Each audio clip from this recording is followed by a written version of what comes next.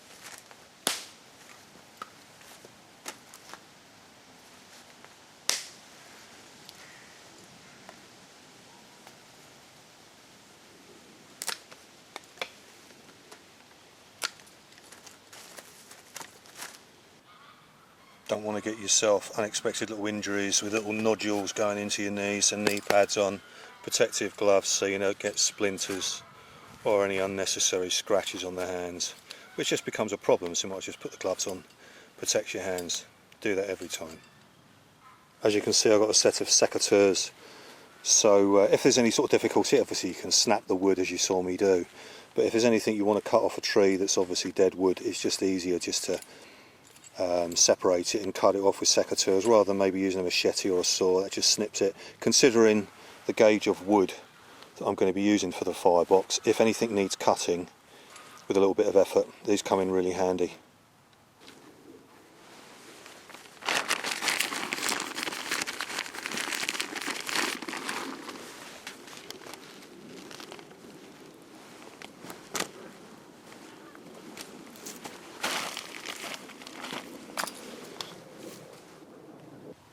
I always bring certain tools just in case there is any unexpected or even planned heavy duty work. My Bolo Brazilian machete, my 3-blade saw, and always my Old Faithful my Jack Law prototype from many years ago. Thanks again, Sandy, always coming in useful. So the firebox is ready, just need to get some of this ignited. But I have actually mentioned before about the plastic cover. Obviously it's good to sort of transit, move the wood around, your fire fuel around quite easy, especially when it's small stuff like this. Plus as well, if you do leave it outside, you can always cover it over, keep it waterproof, just weight it down with a log on the edge there, and it's as sound as a pound, staying nice and dry if the weather turns. So I'm just separating it now. It's easier to see the thicker bits rather than trying to look for the thin bits to separate them. But the thicker bits, the bigger bits, I'm just separating, because obviously once it gets going you'll use then what I call different stages of wood. So here for the firebox is about first, second and third stage wood. I'd call this sort of first stage, and then your second stage is sort of like that, and then third stage is a little bit thicker. So I'm just going to separate that out now so I can gauge the fire. Oh yeah, and gloves are off because I'm not doing any heavy duty work. I'm just picking up the wood and separating it rather than breaking it and doing anything that could actually injure my hands or scratch them.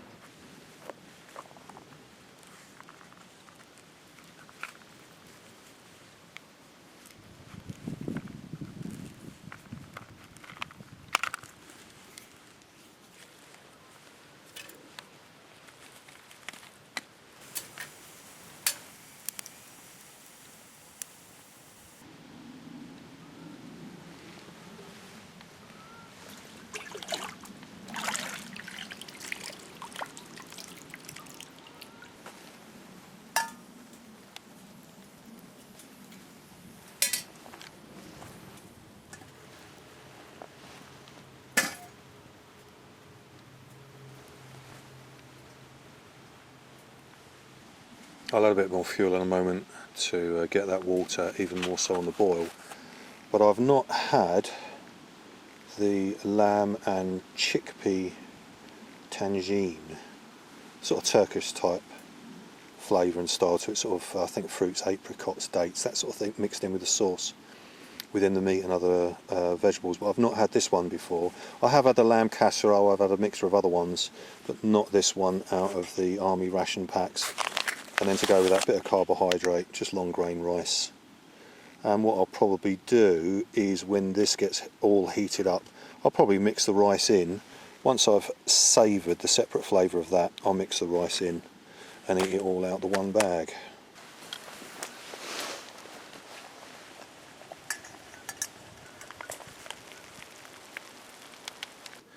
So it was boiling through for about 8-10 minutes, and I've left it for another 10 minutes. Because during that 10 minutes, while it was staying warm in the water, I had a couple of other things to do. So it doesn't need 20 minutes to heat up, but that's how long I left it for. And again, there's no way I can put my fingers in that water because it is very hot. So there's the rice, and there is the lamb tangine. Yummy. Yet to come.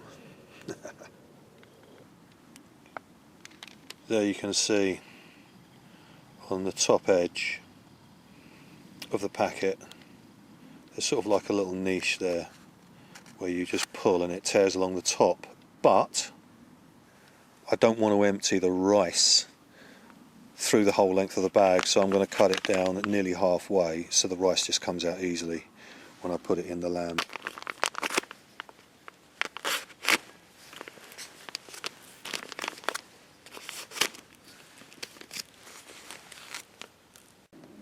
So I've got my kneeling mat, just literally as a sort of a secure base. Obviously a little V shape goes down and comes back up.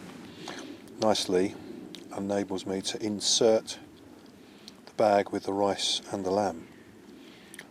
And as you can tell, as I'm shooting and talking at the same time, it tastes very nice, quite impressed with it. And again, simple, all ready for CHILLAX zone, nothing technical to cook. And I've got a few more to boil up in the billy can. I'm not going to use the water to make a brew or anything like that, like you sometimes can do. I know it's boiled through, but I've actually got some drinking water in a couple of canteens in my food box.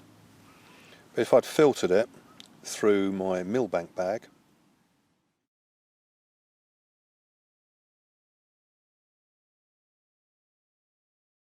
Or some other fibrous sort of filtering material, then I could have got sort of sediment and all that sort of stuff out. I have boiled the water and millbanked it before. In a video I included that and featured it about 3-4 years ago, and I came out for a long weekend and all I brought was 2 litres of water, and every other bit of water I utilised to consume and use for washing, etc. I filtered through the millbank bag and then boiled it in the billy can. And although it's overcast, it's very mild. It's supposed to be about 14 to 16 degrees tonight, so unless there's any breezy wind that kicks up, then it's going to be a mild evening and quite appropriate for the sleep kit that I've got. So that's all ready for maybe when I put the kettle on it to have a brew a bit later on. But now what I've got is freeze-dried custard with apple. But a lot of this type of food is finding its way into army ration packs, especially the 24-hour boxes or ones similar to it. So they seem to be sort of venturing out quite a bit to sort of make all the recipes quite varied. Anyone in the military or anyone that's been sort of getting MREs over maybe I would say over the past couple of years will have noticed that a lot of them have changed, and they become a little bit more better quality, a little bit more flavoursome, and as you would hope they should be.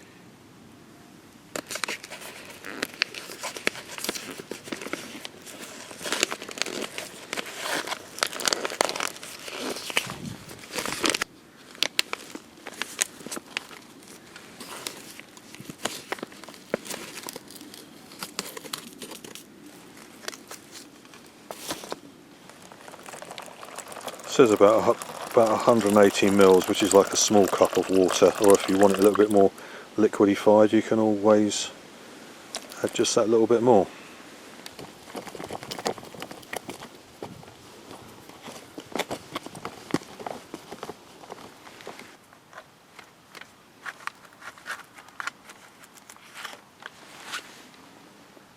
So I've tasted a few spoonfuls of it and it's pretty good.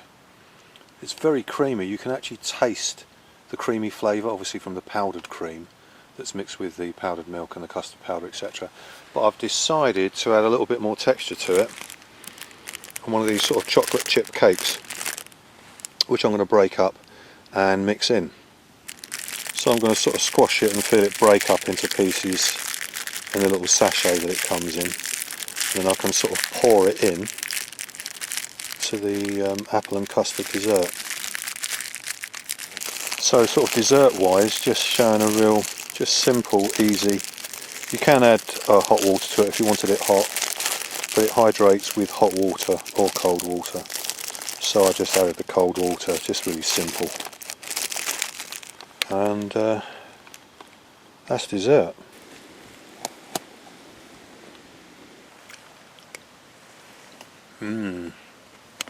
Pretty good. Yeah, I'll certainly have that again. As I sit here now in the dusky dark. So from where I've been sitting and had the firebox working, I've actually moved my canoe so it's nearer to me, just for safety and security, because you never know who's around at night. And as you can see here, I've got the hammock. So total, as I said, chillax weekend. I'm just going to give that a little bit of a swing. Put another thermal layer on, I think just a thin fleece underneath this jackety shirt.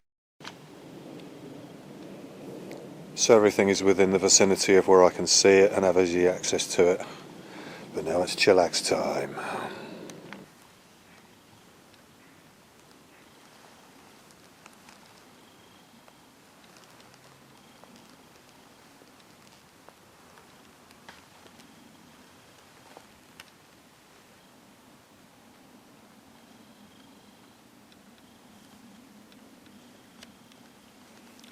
It's now coming up to about 9:30, and as you can see I'm chillaxing under torchlight so you can see me just chilling in the hammock. Sometimes it's quite nice just to sit in the dark, looking at the silhouettes of the trees, seeing the sky. There's no stars, well there is, but I can't see them because it's a bit overcast. But as I say, it's just nice to put your feet up, and this is total chillax zone for me this weekend, just to really just laze about. So it's now 11 o'clock at night, and about half an hour ago I heard to my left what sounded like two canoes. You get used to the sounds when you're out on the waters on a regular basis, and it sounded like single paddling, J-stroking, where it hits the gunnel or touches the gunnel on the hard shell of a canoe, and you get used to that sound. And I heard two voices. It must have been at least 100 yards away. So I heard two guys' voices, and then with one of them talking, telling the other one the directions, and from what I could hear, it meant they were coming this way towards my pitch. So I was sitting here in the dark anyway, just chilling with my chair reclined and just relaxing, and of course then heard what I've just described. And as they got closer, the voices got louder, and I looked the direction that I could hear the noise coming from, and there were flashlights. And anyway, cut a long story short, they approached the side of the bank, and what they were talking about was maybe going further up along the riverbank and then coming back here, because it seemed it was easier to maybe moor up and bank up and do their landing. So they got about 10-15 foot away from the bank, and then actually got closer, and I could see the lights getting brighter, and they were actually going to bank up. So I had my very, very powerful torch, and I just pressed the high beam button and shone it towards the bank. Anyway, one thing led to another, and what I could hear them saying was they thought it was maybe a security light. So had to paddle on, and we're going to actually pitch up maybe a little bit further, about 50 metres along, further along from where I am. So I was trying to watch the silhouettes and sort of listening and keeping alert, you know, situational awareness and all that. And they went further, and then went further up the riverbank until the noise, the sound of the paddling and their voices disappeared, and I couldn't see any light. So then I thought to myself, well, if they do come back and they see me, then with sort of respect they might go then further away. But there again, I don't know who these people are. In the past, I've had people walk past my pit and sort of nodded or maybe acknowledged you or maybe even not, but have sort of kept away from your pitch. And I've actually hidden bits of kit, so when I've come back and returned to maybe that same pitch, but to find a week later the kit has actually disappeared. And I know it's been stolen, because you would have to be looking for something to have actually found the kit, bits and pieces. One of them was actually a small shovel. So, you know, you never know who's around. The majority of people on the rivers, these guys could have been quite respectful, could have seen me and thought, oh, blimey, you know, there's someone else here, we better go. But then they might not have. And what happens if it's another couple of hours' time and I'm asleep? So I've mentioned a few times before, you know, about situational awareness, but this is something that goes back many, many years because of things that I've been involved with, which have actually involved situational awareness and proxemics and personal space and that sort of thing. So it's just a natural thing for me to actually consider that. So, you know, it's always something to consider in an unknown environment, people that you don't know that are around, that's open to the public. I say 9 times out of 10, it's probably the situation is going to be okay. But there are times when the situation isn't, and I'm not prepared to think that everybody's all hunky-dory and everything's going to be okay. Albeit, you know, there's a difference between being paranoid and actually being safely aware for your personal safety and that sort of thing. So it's always something to consider. So I just wanted to bring that up because it's just something I've had to respond to. So I went and got some broken bits of bush and all that sort of thing. And the nearest point that anyone could camp up and pitch up, if they were to walk towards my pitch, I've sort of put some pieces of wood across, not as a barrier, they could take it down, they could step over it, but it's there to create let's just say a forethought for someone to think, why is that there? And then for them to be prepared to actually find that I'm here and hopefully would not sort of invade my privacy, because I wouldn't. And anyone that knows about sort of basically the Riverway Code, if you want to think of that, it's an unspoken code whereby you respect people's spaces where they moor up, whether it's narrow boats, launches, people sort of paddling. So it's always something to consider. And also, for sure, I've done a lot of night paddling and pitched up, but I've always been aware that someone else could be where I'm anticipating to pitch up for the night. So, you know, someone could actually arrive, and the last thing that I'd want is unloading all my kit and onto the riverbank, and then find as I turn round there's someone already there and I've got to load up again.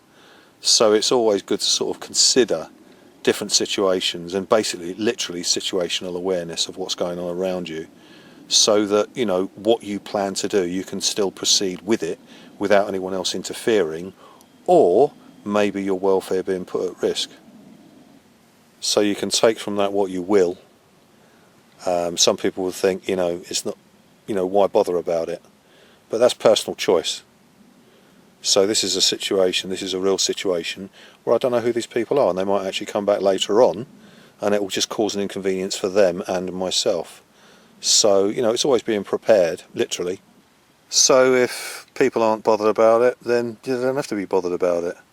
But if something happened that you weren't expecting, and not maybe preempting for your own personal safety and welfare, then it's always good to think ahead that something adverse actually could happen.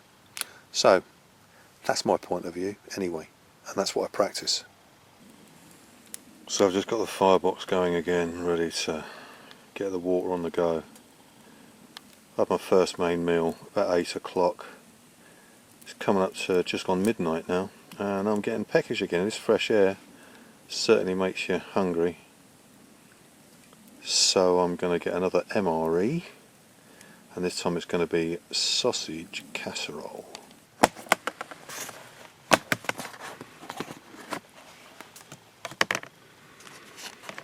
That's me chocolate pudding and chocolate sauce, long grain rice, and this is probably the chicken in black bean sauce, and the one underneath I know is going to be sausage casserole. I've also got some salmon jerky, which I've tried a few times, so I thought I'd bring this out also for a snack. But for my little dessert, I'm going to have coconut and cherry flapjack.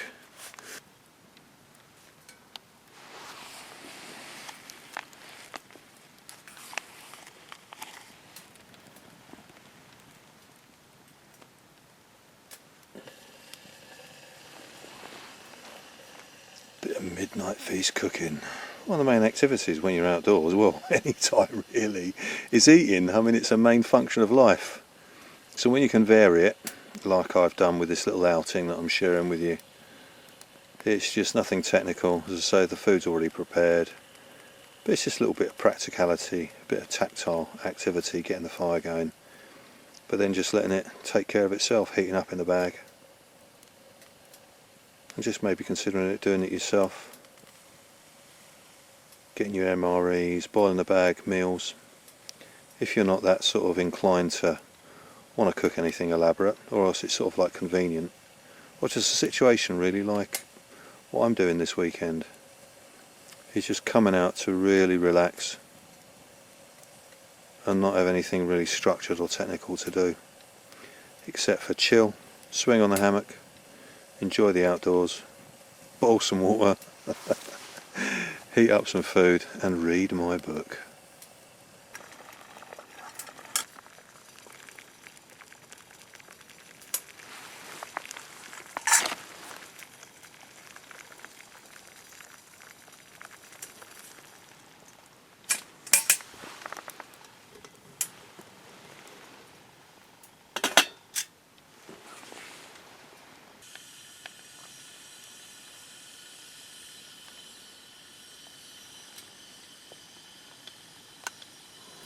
So that's looking very appetising. Chunks of veg.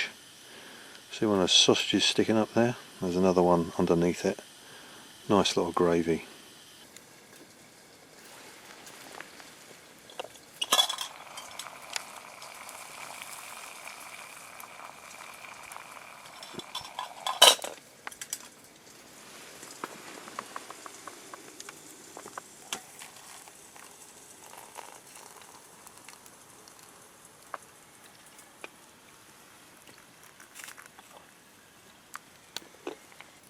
So it's not that cold, it's sort of a freshness to the air, but I've really been feeling the warmth resonating from the old firebox, even though it's just a small little space and quite a concentrated small area of flame.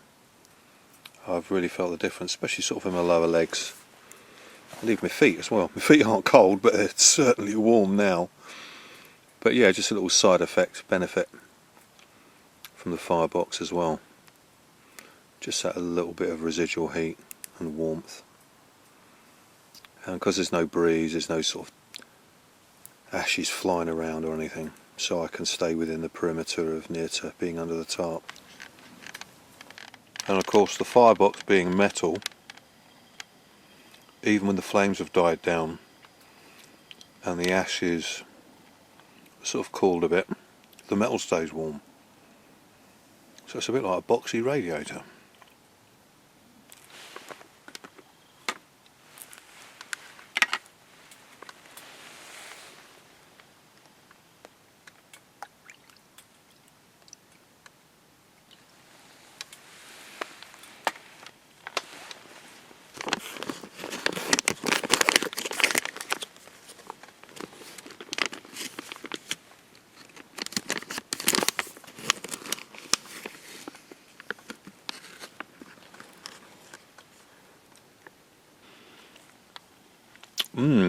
I'm quite impressed with that. It's moist, it's oaty, it's not too sweet, and like a lot of commercial shop bought type flapjack, sometimes they can be sort of a bit dry, as if they've not even been anywhere near an oven to sort of bake them and soften the oat texture. But this has got a really nice texture to it, so I'm quite impressed with that. And wash down with a hot sweet cup of tea. Midnight brew with a midnight feast. Bring it on. Yummy. So I'm about to settle for the night. It's coming up to about 1:15 in the morning.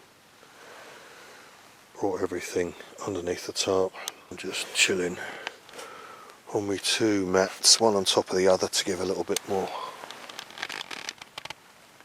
thickness, and padding against the hard ground. I haven't put my sleeping bag on yet, unzipped and just draped over me, but it is on my chair there ready. My chair's underneath the tarp as well.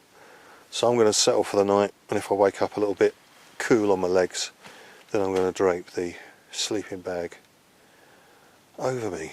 But I'm feeling quite comfortable and relaxed, but still aware of my environment. So now I'm feeling quite relaxed. I'm ready to go to sleep, so I'll bid you good night and see you during the daylight.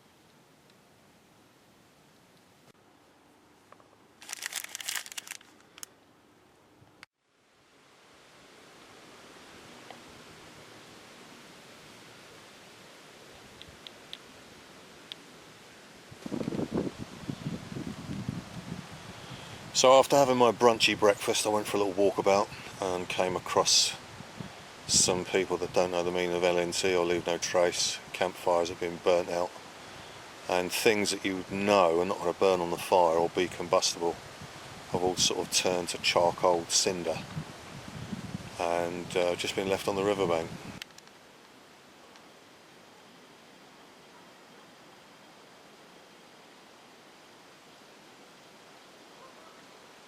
So yeah, it just sort of makes you think how it can spoil it for other people when the authorities start to sort of clamp down on people being able to wild camp or having even access to places that used to have public access. Interestingly, I was speaking to a fisherman where I put in the canoe to paddle to this pitch, and we got chatting, and he's doing a degree or a doctorate in marine science and waters and ecology and general sort of looking after the environment studies. We got chatting, and one thing led to another. It was really interesting talking to this guy, and although I'm going to talk about duck feces, duck muck, he said, you know, one of the tests they do, they microscopically analyse the duck feces, and even in the River Thames, where you wouldn't expect any sort of plastic pollution, they're finding microscopic particles that maybe weren't there 10-15 years ago. So there's sort of concern really, where even when you can't see the pollution or people's rubbish where they haven't practiced LNT, it can sometimes get hidden and then somehow get recycled into the system, and if it's a substance that doesn't break down, then you know, we're in for problems really in the future. Of course, there's lots of information on social media or within media in general about sort of oceanic pollution, which I know quite a bit about because I worked for the International Maritime Organization during the early 2000s doing training films for pollution at sea. It's about this stuff. Water. It's about something else too. Balance of the environment, the world we all share, and the balance of ships at sea. Ships about 1 million times bigger than this. This may be a toy, but I tell you something, we're not playing games. Every year, merchant ships move between 3 and 5 billion tonnes of ballast water around the oceans of the world. Ballast water sucked up from Hong Kong gets dumped near San Francisco. Ballast water from San Francisco goes back into the sea near Yokohama. And so on and so on. 5 billion tonnes worth. Trouble is, it's not just water, it's bugs and plants too. Bugs and plants too small to see that have just one aim: get somewhere new and start a fresh colony. Take over like New Kids on the Block. This problem represents one of the 4 biggest threats to the world's oceans. Another fact: each day, 7,000 different species of animal or plant are carried across the world in the ballast water of merchant shipping. And they ain't just there for the ride. Once they're at the other end, they take over existing marine environments. They spread disease, they clog up waterways, they destroy jobs, and they wreck lives. Take a look at this. This little beauty? Cholera. Homegrown in Bangladesh, exported in ballast water to South America, where more than 1 million people were infected and more than 10,000 died back in 1994. So you get the picture? Tiny marine organisms travel across the oceans of the world like unwanted stowaways. They take with them disease and nasty eating habits, and away from their own home, they're bad news. So until they find a way to kill off all the bugs without creating a left-behind problem with the stuff they kill them with, ballast water will remain contaminated with microbes, plants and UAOs. UAOs? Unwanted aquatic organisms. But changing ballast, the liquid weight that gives an empty ship stability in the middle of the ocean, can be a dangerous game.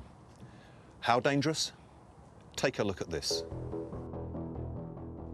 Get the sums wrong and the results can be catastrophic.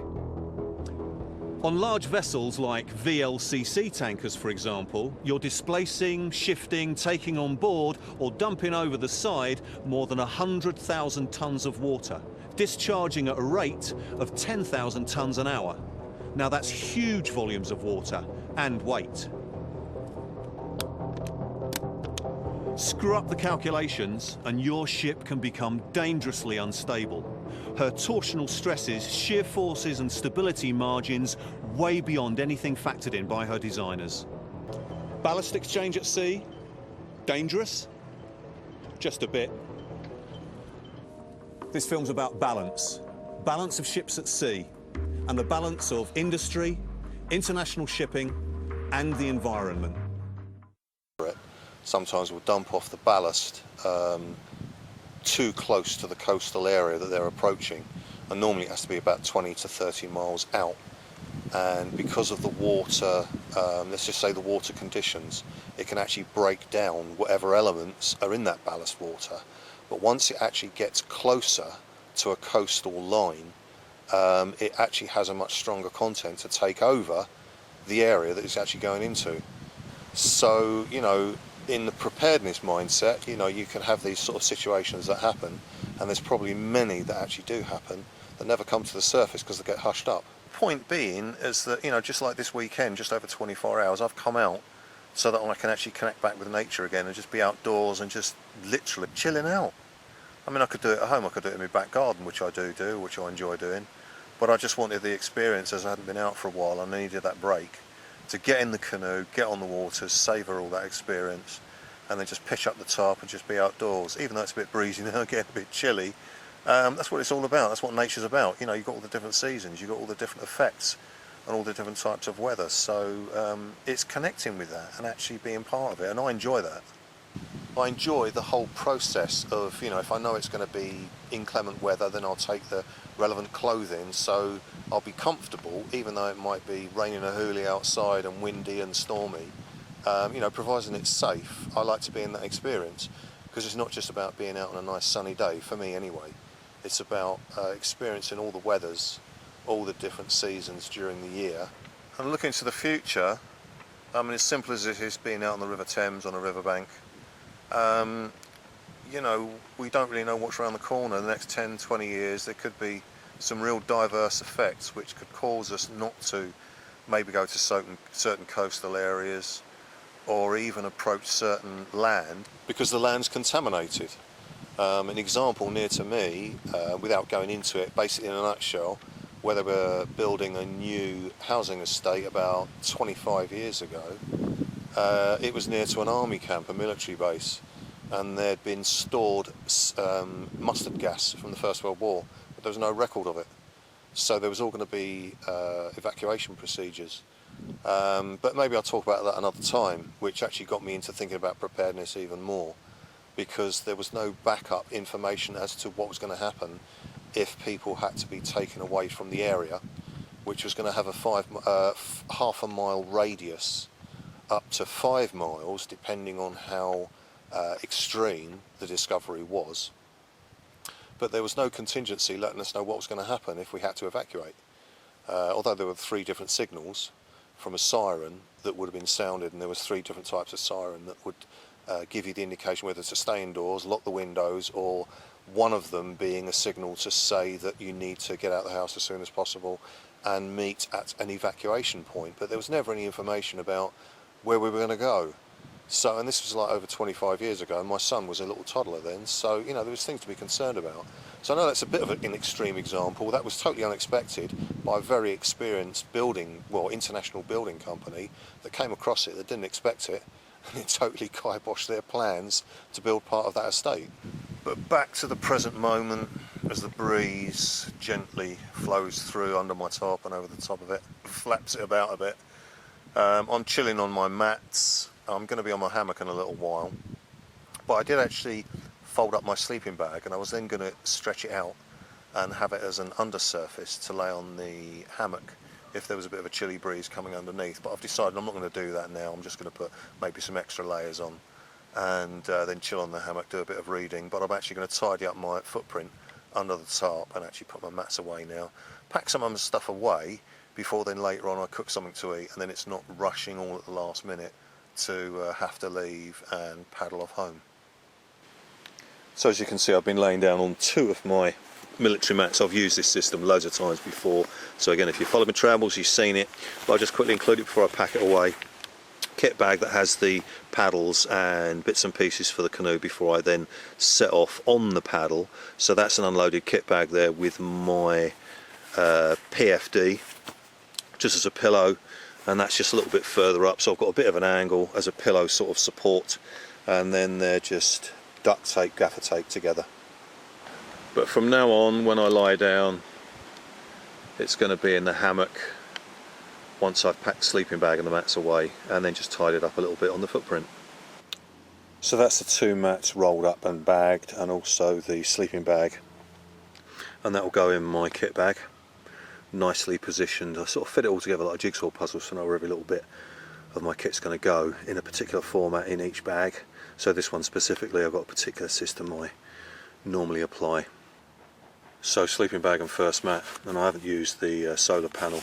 Again, I've done a full review on this, you've seen me use this if you follow my travels on previous wild camps, but I haven't used it this weekend, but I'll always bring it for backup, and that wedges in vertically, but I wouldn't want to lay it flat because obviously it could easily get damaged. And then the other mat's positioned. Then of course there's a void space there, which I'm going to start to pack away some of my other stuff, but I've got some binoculars that my son bought me a few years ago, I think for my birthday or Christmas. I've had them for about 5-6 years, I think.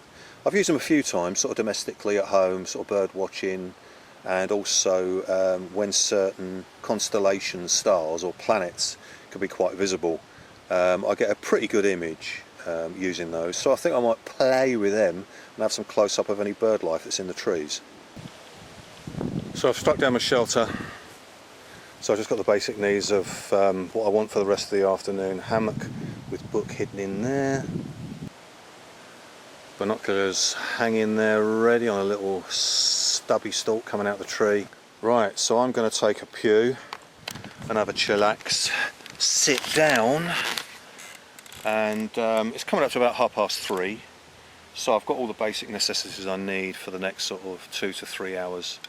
I'll strike up the firebox a bit later on and make myself my final meal out on the riverbank. So hopefully you can see the close-up in the base of the billy, whereby you can see the sediment. Obviously the few sort of darker particles are a bit bigger and easier to see. They're obviously on the surface of the water, but you can see that sort of brown sort of around this area here. I'll sloosh it about a little bit, so maybe it's just easier to see and you can see it move. Right, now it's making the water more cloudy and you can see where it's moved on that sort of edge that I just pointed out. But I'm going to pour that into the water. But if I was to drink that now, it would probably be okay, due to the fact it's been boiled for quite a long time. But obviously there's that residue in it, and it does have a different taste. I've boiled up filtered water before through the millback bag, as I mentioned earlier in this video, and then boiled it up, and there's sort of a slight sort of metallic taste to it. It's consumable, it didn't do me any harm, done it a few times, but you know, if you just want something a little bit of a fresher flavour, then hence that's why I'm going to demo it in the filter bottle. This isn't a plug or anything, this is just basically, I bought this retail. There's the screw-on filter. Again, there's loads of bottles that are similar, but this is one of the few that's domestic and retail that you can get quite easily, as I say, that filters out chlorine, fluoride, metals and chemicals. So I've put the top and the filter safely out of the way in my drinking cup, and now let's get on with the pouring.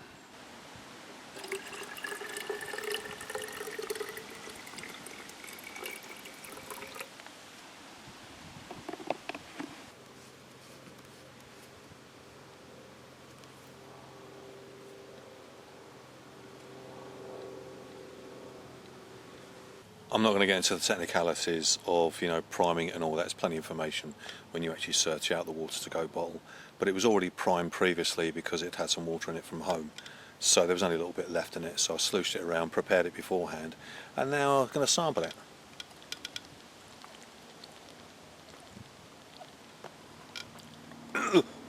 No, I'm only joking. Tastes as fresh as mountain stream uncontaminated water.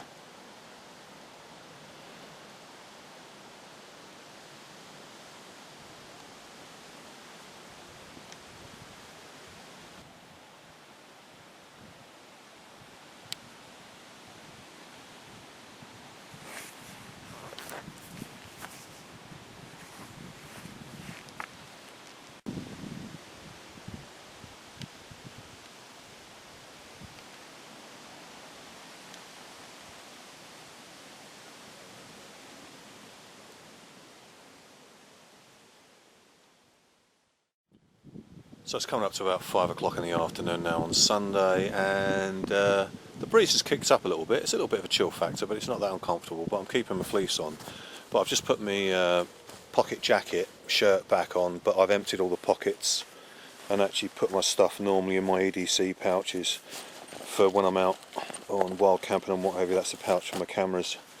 And then there's the phone and also my wallet and ID and keys and what have you. So this is going to stay on me now, because when I set off in the canoe, I'm going to take this shirt jacket off and just have the fleece and t-shirt with my personal flotation device on top of my gloves after I've made something to eat, which is going to be boiling up the bags once again for a late afternoon come early evening meal. To get me on my way is the chicken and black bean sauce and the long grain rice.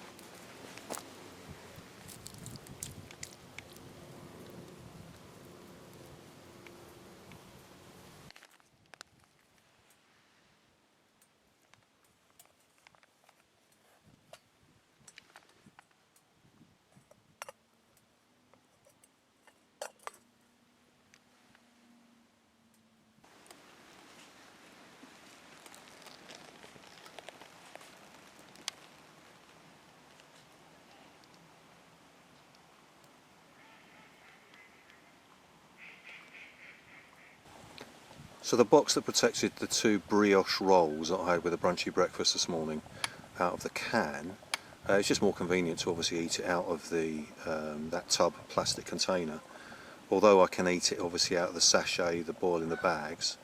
But I just thought, right, well now I've finished using that, I'll use that again. I've just given it a douche out with some clean water and a bit of kitchen towel and just wiped it round, and that's boiling away nicely, so that's going to be heated through. And I'll empty it in there in a little while, and that'll be the final wild camp meal of the day. Washed down with, I think, a small carton of fruit juice. Bring it on. So with the water that boiled up the food in the bag, I've just douched over to put, there's quite a bit of coals left and it was still quite live, so I douched it with the water to put it out. So while I'm eating, that can cool down before I'm ready to give it a wipe over with some grass to sort of get rid of the majority of the soot before I put it in the bag, and that can cool down while I'm ready now to eat chicken and black bean sauce with vegetables and the rice. Final wild camp meal of the day, which has been a really good, just over 24 hours chill out zone time. Okay, so I'm all PFD'd up, gloves on, t-shirt, because I got a bit warm. Up my gloves on to protect my hands when paddling so you don't get blisters around your thumbs, always a good thing. Not to get the blisters. And just after this sort of short brief weekend, I hope there's bits of information you might have deemed video diary of this experience just over the 24-hour period, just for the chill out zone. So there was nothing technical to have to consider with cooking or anything, which I do like to do. I do like to sort of vary what I'm cooking and eating, as well, you know, especially if you watch my channel, Maverick Meals to the Max, which has got sort of separate meals that I've taken from some of the outdoors wild camping pursuits that I've done, and also separate ones specifically for that channel. So check it out if you haven't already, give you some ideas. So anyway, as always, thanks for watching, and I'll catch you in another video soon. Cheers, take care.